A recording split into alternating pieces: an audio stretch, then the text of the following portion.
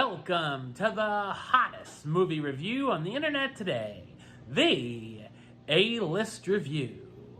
I am your host, the Game Changer, Wes Troop, and it's time to go back to the theater.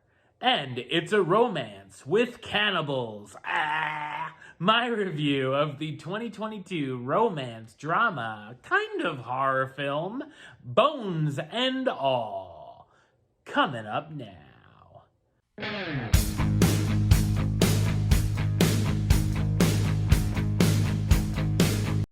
Set in 1980s Virginia, Marin Yearly has just turned 18 and is abandoned by her father.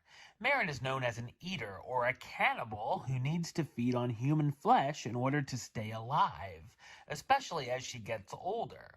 Marin decides to go on a road trip to find her mother, who left the family when Marin was an infant. She ends up meeting Lee, a young man who's also an eater, and the two decide to travel together. Along the way, the two cannibals begin to develop feelings for each other. So what did I think of Bones and All? I thought it's a unique and bloody romantic horror road film. It's based on a book of the same title written by Camille DeAngelis and definitely has a YA novel feel. The film is directed by Luca Guadagnino, who's best known for helming films such as I Am Love, the Suspiria remake, A Bigger Splash, and most notably Call Me By Your Name, also starring Timothée Chalamet. It definitely has vibes of Bonnie and Clyde or Terrence Malick's Badlands meets something like Twilight, but for the most part, it works.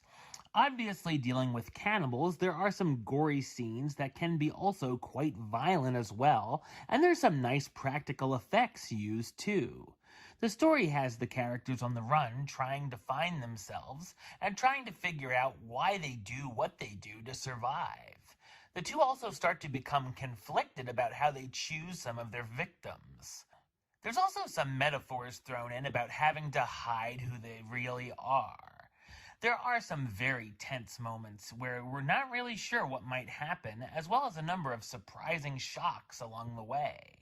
During the trip, Marin and Lee cross paths with some intriguing characters, highlights being coming across a duo of fellow eaters, Jake and Brad at a swimming hole, played by Michael Stuhlbarg and David Gordon Green of all people, who still owes me hours of my life back for his last two Halloween movies, as well as a creepy old man named Sully, who takes a shine to Marin and shows that Mark Rylance is really good at playing really weird characters.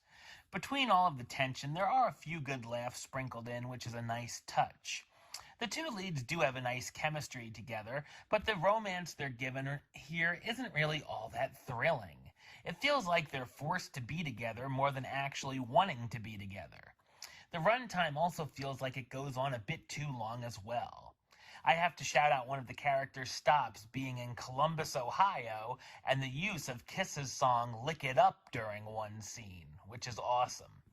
The cast stars Taylor Russell as Marin Yearly, the eater who was abandoned by both of her parents over time and goes on a search for her mother, Timothée Chalamet as Lee, the fellow eater who travels with Marin and begins falling for her, and Mark Rylance as Sully, the eccentric elderly eater who sniffs out Marin as a fellow cannibal. Bones and All is an intriguing and sometimes unsettling take on the familiar road romance tale. Number-wise, I'm going to give it an 8 out of 10, which gives it the A-list rating of Do It, and a high do it at that. Alright, well that's the show. I'll be back with another review very soon. But until then, don't forget to subscribe right here on YouTube. YouTube.com/Westside515.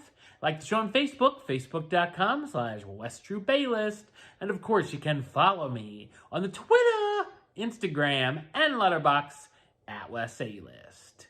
Until next time, Troop out.